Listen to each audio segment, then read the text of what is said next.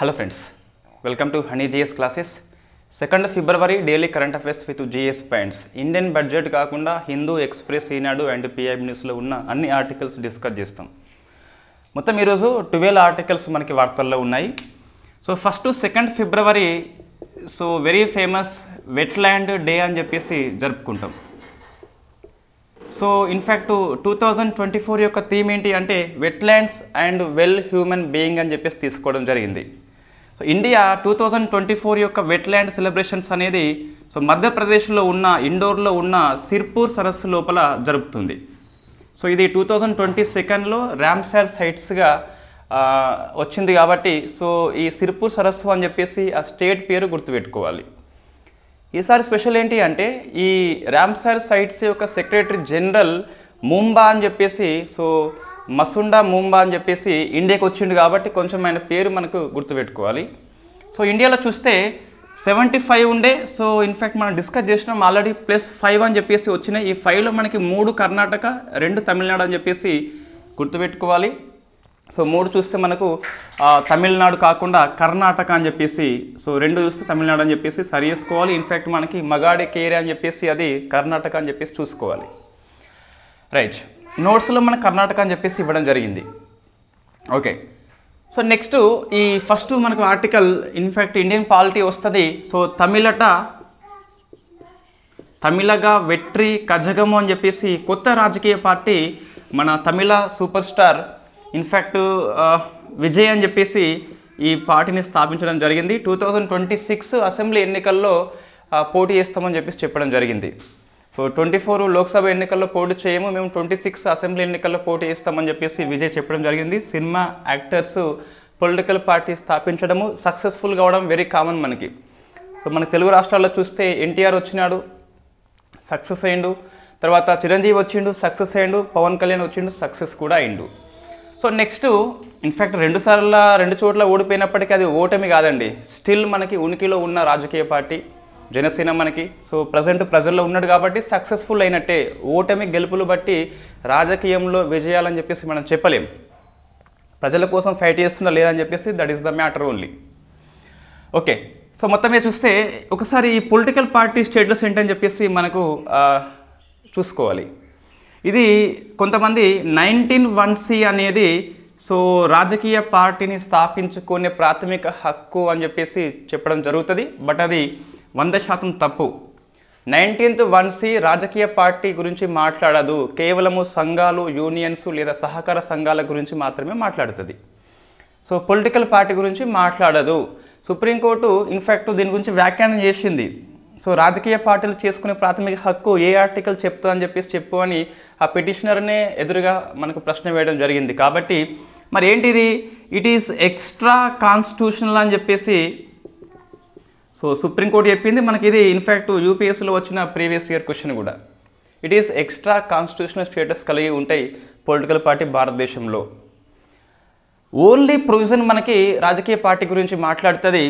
1951లో representation of peoples act అని చెప్పేసి ఉంటుంది. సెక్షన్ నెంబర్ 29 సబ్ క్లాస్ ఏ అని చెప్పేసి ఉంటుంది. సో రాజకీయ పార్టీలు ఎన్నికల సంఘం దగ్గర రిజిస్టర్ చేసుకోవాలని చెప్పేసి ఈ మనకు చట్టం మాట్లాడుతుంది. అంతే, వాళ్ళు రాజకీయ పార్టీ స్థాపించిన అనంతరము 30 రోజుల్లోగా చేసుకోవాలి, 100 మంది సపోర్ట్ చేయాలని చెప్పేసి మనకు అక్కడ కనిపిస్తుంది. సో ఇది పొలిటికల్ పార్టీ గురించి మనకు. సో ఇప్పుడు ఏంటి అంటే తమిళగా వెట్రి కజగం అనేది రాజకీయ పార్టీ స్థాపించడం జరిగింది. ఇన్ఫ్యాక్ట్ తమిళనాడులో ఉన్న ఎక్కువ ఫేమస్ యాక్టర్స్ ఇవి ఎక్కువ పొలిటికల్ వైపు వస్తారు. సో రజనీకాంత్ రావాల్సి ఉండే, మొత్తం మీద వెనక్కి అయితే తగ్గడం జరిగింది. Next economy. సో ఇది ఈరోజు మనకు ఈనాడు పేపర్లో వచ్చింది. ఇన్ఫ్యాక్ట్ మనం ఇంతకుముందు డిస్కస్ చేసినాం IMF రిపోర్ట్ అని చెప్పేసి. సో రిపోర్ట్ పేరేంటి మనకి వరల్డ్ ఎకనామిక్ అవుట్లుక్ అని చెప్పేసి మనకి ఈరోజు పేపర్లో వచ్చింది. మనం 3-4 డేస్ బ్యాక్ దీన్ని డిస్కస్ చేయడం జరిగింది. సో ఇన్ఫ్యాక్ట్ ఇండియా జీడిపిని వరల్డ్ జీడిపిని అంచనా వేసింది వరల్డ్ ఎకనామిక్ అవుట్లుక్ లోపల.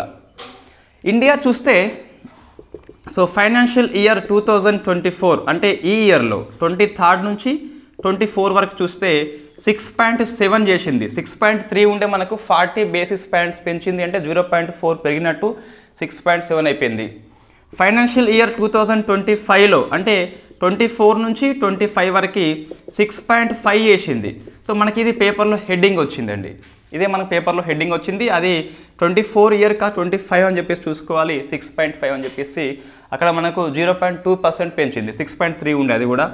సో 26 ఇయర్ కూడా మనకి ఇన్ఫ్యాక్ట్ 6.5 గానే చెప్పడం జరిగింది. సో 6.7 అనేది ఇది ఈ ఇయర్లో, 6.5 అనేది మనకు ఏప్రిల్ నుంచి స్టార్ట్ అయ్యే ఫైనాన్షియల్ ఇయర్ 2025లో అని చెప్పేసి గుర్తుపెట్టుకోవాలి. హెడ్డింగ్ 6.5 ఉంది అని చెప్పేసి అది ఈ ఇయర్లో కాదండి, 6.7 మనకి ఈ ఇయర్లో. నెక్స్ట్ ఈ వరల్డ్ జీడిపి కూడా మనకు ఇన్ఫ్యాక్ట్ ప్రశ్న వస్తుంది. సో ప్రశ్న ఎలా వస్తుందంటే, ఇటీవల IMF యొక్క ఫిబ్రవరి వరల్డ్ ఎకనామిక్ అవుట్లుక్ రిపోర్టు ప్రకారము ఇండియా మరియు ప్రపంచ వృద్ధి రేట్లు వరుసగా అని చెప్పేసి ప్రశ్న వస్తుంది. సో ఫస్ట్ హాఫ్ మన 6.5 అని చెప్పేసి ఉంటుంది. ఇన్ఫ్యాక్ట్ 3.1 అని చెప్పేసి ఇట్లా, సెకండ్ 6.7 అని చెప్పేసి 3.0 అని చెప్పేసి 6.4 అని చెప్పేసి 3.5 అని చెప్పేసి అట్లా ఉంటుంది. కాబట్టి సో వరల్డ్ జీడిపి చూసుకోవాలి, ఇండియా చూసుకోవాలి. ఇది చూస్తే ఈ ఇయర్లో అంటే యాన్యువల్ ఇయర్ 2024లో, ఈ ఇయర్లో మనకి యాన్యువల్ ఇయర్ అంటే వరల్డ్ జీడిపి మనము ఇట్లా కాకుండా ఇట్లా మాట్లాడతాం, యాన్యువల్ అని చెప్పేసి మాట్లాడతాం. 24 ఇయర్లో చూస్తే ఇన్ఫ్యాక్ట్ 3.1గా తీసుకున్నారు. సో మనకి అంతకుముందు 3% ఉండే, కాబట్టి 10 బేసిస్ పాయింట్స్ పెంచింది. యాన్యువల్ ఇయర్ 2025లో చూస్తే 3%గా అంచనా వేయడం జరిగింది. సో రెండు మనం గుర్తుపెట్టుకోవాలి కంపల్సరీ. కనీసం 24లో ఉన్నదైతే గుర్తుపెట్టుకోవాలి, 3.1 అని చెప్పేసి చూసుకోవాలి.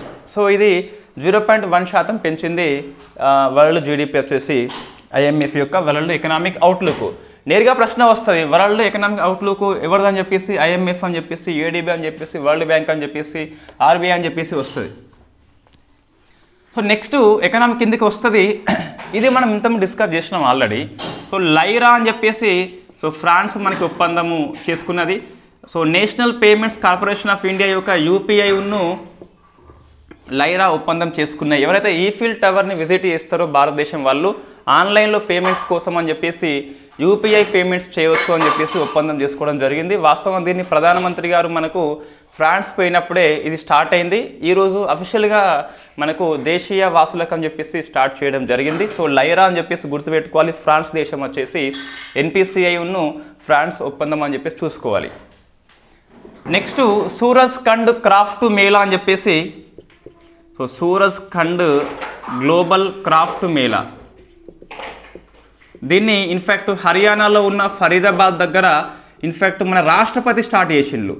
సో రాష్ట్రపతి, ఇటువంటి నెంబర్ ప్రశ్న వస్తుంది, TSPS ఫోకస్ చేస్తుంది, ప్రధానమంత్రి రాష్ట్రపతి లాంచ్ చేసిన ఈవెంట్స్ అని చెప్పేసి మనం రాసుకోవాలి. అందులో ఇది ఒకటి సూరజ్ ఖండ్ క్రాఫ్ట్ మేళా అని చెప్పేసి పిలుస్తాం. సో హర్యానా లోపల మనకి రాష్ట్రపతి స్టార్ట్ చేసిండ్రు. సో క్రాఫ్ట్ అంటే మనకి ఇన్ఫ్యాక్ట్ హస్తకళలు అని చెప్పేసి, నైపుణ్యాల యొక్క ఇది ఎగ్జిబిషన్ అని చెప్పేసి మనం పిలవచ్చు. దీనికి ఈసారి పార్ట్నర్ స్టేట్గా, సో పార్ట్నర్ స్టేట్గా మనకి గుజరాత్ అని చెప్పేసి ఉన్నది. పార్ట్నర్ కంట్రీ అని చెప్పేసి ఉంటుంది ఈసారి టాంజానియా అని చెప్పేసి ఉన్నది. సో నెక్స్ట్ ఈ కల్చరల్ ఈవెంట్ యొక్క ఇన్స్టిట్యూషన్ అని చెప్పేసి ఉంటుంది. అది north eastern hand craft and handloom development అని చెప్పేసి ఒక సంస్థ ఉంటుంది. అది పార్ట్నర్ ఇన్స్టిట్యూషన్గా పనిచేస్తుంది. స్టేట్ గుర్తుపెట్టుకోవాలి గుజరాత్ అని చెప్పేసి. దేశం టాంజానియా ఉన్నది. సో ఆఫ్రికా ప్లస్ ఇండియా సంబంధాలు ఇటీవల మనకు మెరుగైన అని చెప్పేసి చెప్పొచ్చు. నెక్స్ట్ వస్తుంది ఒక సంస్థ north eastern states handloom and hand craft development అని చెప్పేసి ఉన్నది. ఇన్ఫ్యాక్ట్ ఇటీవల మనకి టాంజానియాలో ఉన్న జాంజిబార్ లోపల IIT మద్రాసు ఫస్ట్ విదేశీ క్యాంపస్ని ఓపెన్ చేసింది. దాని యొక్క మహిళా డైరెక్టర్ జనరల్ ప్రీతి అని చెప్పేసి గుర్తుపెట్టుకోవాలి. ఒక IITకి ఫస్ట్ మహిళ అంటే ప్రీతి అని చెప్పేసి వస్తుంది. సంప్రీతి అంటే మీరు ఆన్సర్ చేయండి, ఏ రెండు దేశాల మధ్య విన్యాసం అని చెప్పేసి సంప్రీతి మనకు ఇంతకుముందు డిస్కస్ చేయడం జరిగింది. బొంగు లేదు, ప్రీతి లేదని చెప్పేసి. Next year of naval civilians 2024ని ఇండియన్ నేవీ అనేది సో ఇయర్ ఆఫ్ నావల్ సివిలియన్స్గా ప్రకటించింది. సో ఇటువంటి మనకు ప్రశ్నలు వస్తాయండి, మీరు ఆన్సర్ చేయండి. 2024ని UNO ఏమని ప్రకటించిందని చెప్పేసి ఆన్సర్ చేయండి. So year of naval civilians అంటే ఏమొస్తుంది, ఏమర్థం వస్తుంది అంటే ఇన్ఫ్యాక్ట్ మనకు నెవీ స్టాఫ్ అని చెప్పేసి వీళ్ళు కొంతమంది యుద్ధంలో పాల్గొంటారు. అంటే నెవీ ఆపరేషన్స్లో క్లోజ్గా కాకుండా వీళ్ళకి హెల్ప్ చేసే వాళ్ళు ఉంటారు, వాళ్ళని నావల్ సివిలియన్స్ అని చెప్పేసి పిలుస్తాం. సో వంట సామాగ్రి కావచ్చు, క్లీనింగ్ వాళ్ళు కావచ్చు, డిఫరెంట్ యాక్టివిటీలో వాళ్ళు పాల్గొంటారు. నేరుగా నెవీ ఆపరేషన్స్లో కాకుండా నెవీ ఆపరేషన్స్లో పాల్గొనే నెవీ స్టాఫ్కి హెల్ప్ చేస్తారు వాళ్ళు నావల్ సివిలియన్స్ అని చెప్పేసి పిలుస్తాం. సో వాళ్ళ ఇయర్గా నెవీ ప్రకటించింది. నెక్స్ట్ వాయుశక్తి అని చెప్పేసి సో ఒక ఎక్సర్సైజ్ మనకి వార్తల్లో ఉంది 24లో. దీన్ని రాజస్థాన్లో ఉన్న పోఖ్రాన్లో ఇండియన్ ఎయిర్ ఫోర్స్ కండక్ట్ చేస్తుంది. సో వాస్తవంగా ఇది 2019లో లాస్ట్ ఎడిషన్ జరిగింది, మళ్ళీ 24లో కాబట్టి గుర్తుపెట్టుకోవాలి. డొమెస్టిక్ లెవెల్లో జరిగే ఎక్సర్సైజ్ మనకు కొన్ని ఉంటాయి, అందులో వాయుశక్తి అని చెప్పేసి పిలుస్తాం. Very very famous. Indian air force conduct చేస్తుంది. ఇన్ఫ్యాక్ట్ పోఖ్రాన్ అని చెప్పేసి ఆ ప్లేస్ గుర్తుపెట్టుకోవాలి. ఇందులో రఫేల్ పాల్గొంటుంది, ఇంకా నెంబర్ ఆఫ్ ఏరోప్లేన్స్ పాల్గొంటున్నాయి. సుఖోయి 30 అని చెప్పేసి పాల్గొంటుంది. ఎస్, అవన్నీ మనకు పేర్లు ఏమీ అవసరం లేదు, జస్ట్ ఎక్కడ అని చెప్పేసి లాస్ట్ ఎడిషన్ ఎప్పుడు అని చెప్పేసి కూడా గుర్తుపెట్టుకోవాలి. టీఎస్పీఎస్సీ నెంబర్స్ ఫోకస్ చేస్తుంది. ఇంకోటి MQ-9B డ్రోన్స్ అని చెప్పేసి మనకు ఇన్ఫ్యాక్ట్ USA మనకు అమ్ముతుంది 31 అని చెప్పేసి, ఇది మనం ఇంతకుముందు డిస్కస్ చేసిన ఆర్టికల్ ఆల్రెడీ. సో ఇన్ఫ్యాక్ట్ ఇవి డ్రోన్స్ అండి, ఇవి డ్రోన్స్ మనకు ఇండియన్ నేవీకి అమ్మేస్తుంది. సో ఇన్ఫ్యాక్ట్ సముద్రం యొక్క గస్తీ కోసం అని చెప్పేసి పనికొస్తుంది. ఇది అన్ఆర్మ్డ్ ఏరియల్ వెహికల్ అని చెప్పేసి పిలుస్తాం, నథింగ్ బట్ డ్రోన్ అని చెప్పేసి పిలుస్తాం. సముద్రం యొక్క తీర ప్రాంతం పటిష్టత కోసం అని చెప్పేసి ఈ ఒప్పందం చేసుకోవడం జరిగింది. సో మనకు దీన్ని హేల్ అని చెప్పేసి పిలుస్తాం. ఇది ఏ రకం అంటే డ్రోన్లలో హేల్ అని చెప్పేసి ఉంటుంది. So high altitude and long endurance అని చెప్పేసి పిలుస్తాం. ఎత్తైన చాలా ఎత్తుకుపోతుంది అండ్ ఎక్కువసేపు ఉంటుంది, సుమారుగా 36 to 40 hours ఉంటుంది, సుమారుగా 40,000 feet ఎత్తుకు వెళ్తుంది కాబట్టి దీన్ని హేల్ అని చెప్పేసి పిలుస్తాం. అత్యధిక ఎత్తులో పనిచేస్తుంది, ఎక్కువ కాలం పనిచేస్తుంది కాబట్టి దీన్ని హేల్ అని చెప్పేసి మనం పిలుస్తున్నాం. సో ఇన్ఫ్యాక్ట్ ఇది మేల్ కాదు, హేల్ అని చెప్పేసి గుర్తుపెట్టుకోవాలి. మనకి మేల్ అంటే మీడియం ఆల్టిట్యూడ్ అని చెప్పేసి ఉంటుంది, ఇది హేల్ అంటే ఎక్కువ ఎత్తుకుపోతుంది. సో మనకి ఆల్రెడీ నెంబర్ ఆఫ్ సముద్ర గస్తీ విమానాలు ఉన్నాయి, బట్ మనకి ఇది ఇంకొద్దిగా ఎక్కువ పనిచేస్తుంది అని చెప్పేసి చెప్పొచ్చు, ఎక్కువ కాలం పాటు కాబట్టి. సో USA ఒప్పందం అని చెప్పేసి చూసుకోవాలి. ఇందులో ఈ MQ-9Bలో మనకు 2 వేరియంట్లు ఉంటాయి. ఒకటి స్కై గార్డియన్ అని చెప్పేసి పిలుస్తాం, ఇంకోటి sea guardian. So sea guardian and sky guardian, గగనతల రక్షణ కోసం అని చెప్పేసి స్కై గార్డియన్, సముద్ర తల రక్షణ కోసం అని చెప్పేసి సీ అని చెప్పేసి మనకి పనిచేస్తుంది. నెక్స్ట్ తమిళనాడులో ఉన్న తమిళనాడులో 18వ వన్యప్రాణుల అభయారణ్యంగా తంతై పెరియర్ అని చెప్పేసి తమిళనాడు ప్రభుత్వం ప్రకటించింది. సో 18వ అని చెప్పేసి గుర్తుపెట్టుకోవాలి. సో 18వ వన్యప్రాణుల అభయారణ్యము ఫ్రమ్ తమిళనాడు రాష్ట్రం అని చెప్పేసి తంతై పెరియర్ అని చెప్పేసి, ఇక్కడ మనకు కన్ఫ్యూజ్ కావద్దు. సో పెరియర్ అనగా మనకు కేరళ అని చెప్పేసి వెళ్ళిపోతుంది, బట్ మనకి ఇక్కడ పెరియర్ అని చెప్పేసి అది వేరు, ఇది తంతై అని చెప్పేసి గుర్తుపెట్టుకోవాలి. నెక్స్ట్ గవర్నమెంట్ పాలసీలో మొత్తం మనకి 4 ఆర్టికల్స్ గవర్నమెంట్ పాలసీ కిందకి వస్తాయి. ఒకటి భారత్ రైస్ అని చెప్పేసి ఇంకా స్టార్ట్ చేయలేదు, త్వరలో స్టార్ట్ చేస్తారట. బియ్యం ధరల యొక్క నియంత్రణ కోసం అని చెప్పేసి గవర్నమెంట్ ఆఫ్ ఇండియా యొక్క ఇనిషియేటివే భారత్ రైస్ ప్రోగ్రామ్. దీంట్లో మనకు 29 రూపీస్కే కిలో బియ్యం ఇస్తుందట. సో ఇది ఎందుకోసం అంటే ధరల నియంత్రణ కోసం అని చెప్పేసి పిలవచ్చు. సో మరి దేని ద్వారా విక్రయం చేస్తుందంటే మనకు very famous NAFED, national consumer cooperative federation అని చెప్పేసి అండ్ కేంద్రీయ బండారియా మార్కెట్స్ కొన్ని ఉంటాయి. సో మూడింటి ద్వారా ఇది బియ్యాన్ని మనకు విక్రయం చేస్తా అని చెప్పేసి మనకి భారత్ దాల్ వచ్చింది, భారత్ రైస్ అని చెప్పేసి వచ్చింది. నెక్స్ట్ ఒకటి స్కీమ్ని గవర్నమెంట్ ఎక్స్టెండ్ చేయడం జరిగింది. So animal husbandry infrastructure development fund అని చెప్పేసి ఎవరైతే ఈ పశువృద్ధి లోపల డెవలప్మెంట్ కోసం అని చెప్పేసి ఫండింగ్ చేస్తారో వాళ్ళకి రుణాలు అందిస్తుంది. అదే AHIDF అని చెప్పేసి animal husbandry infrastructure development fund అని చెప్పేసి పిలుస్తాం. 2025-26 వరకు దీన్ని ఎక్స్టెన్షన్ ఇవ్వడం జరిగింది, 3 ఏళ్ళు పెంచినారు దీన్ని. సో ఇది ఈ పాల పరిశ్రమ కానీ లేదా మాంస ప్రాసెసింగ్లో కానీ మనకు ఇన్ఫ్యాక్ట్ ఈ పశువు గ్రాసంలో కానీ ఎవరైతే ఇన్వెస్ట్మెంట్ చేస్తారో వాళ్ళకి 8 ఏళ్ల పాటు రుణం అందిస్తుంది. సో తక్కువ వడ్డీ ఉంటుంది మనకు కాబట్టి సో వాళ్ళు దీన్ని సదుపాయాన్ని వినియోగించుకోవాలని చెప్పేసి 3 ఏళ్ల పాటు దీన్ని పెంచడం జరిగింది. 3% వడ్డీ కాబట్టి మనకి పవాల వడ్డీ అని చెప్పేసి పిలుస్తాం. నెక్స్ట్ ఘర్ పోర్టల్ అని చెప్పేసి మనకి వార్తల్లో ఉంది. సో ఘర్ మీన్స్ మనకి ఇన్ఫ్యాక్ట్ దీన్ని ministry of women and child development వాళ్ళు ఇంప్లిమెంట్ చేస్తున్నారు through the national commission of child protection act అని చెప్పేసి కమిషన్ అని చెప్పేసి మనకు ఉన్నది. So national commission for child protection rights అని చెప్పేసి ఇది ఇంప్లిమెంట్ చేస్తుంది, under ministry of women and child development కింద పనిచేస్తుంది. సో మనకి గర్ అంటే మనకి గో హోమ్ అండ్ రీయునైట్ అని చెప్పేసి పిలుస్తాం, మరి తిరిగి ఇంటికి వెళ్ళి కలిసిపో అని చెప్పేసి మనకు అర్థం వస్తుంది. గో హోమ్ అండ్ రీయునైట్ అని చెప్పేసి పిలుస్తాం.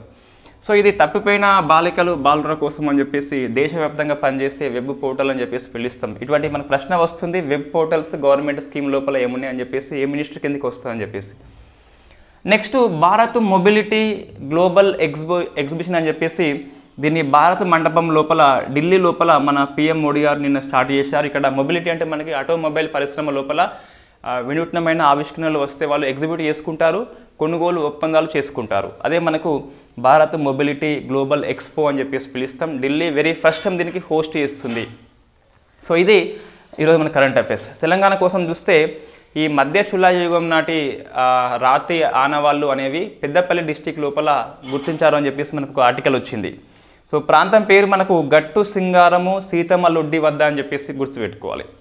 జస్ట్ డిస్ట్రిక్ట్ పేరు సరిపోతుంది, పెద్దపల్లి అని చెప్పేసి. సో అది తెలంగాణ కరెంట్ అఫైర్స్. మొత్తం మనకి 12 ఆర్టికల్స్ వార్తల్లో ఉన్నాయి.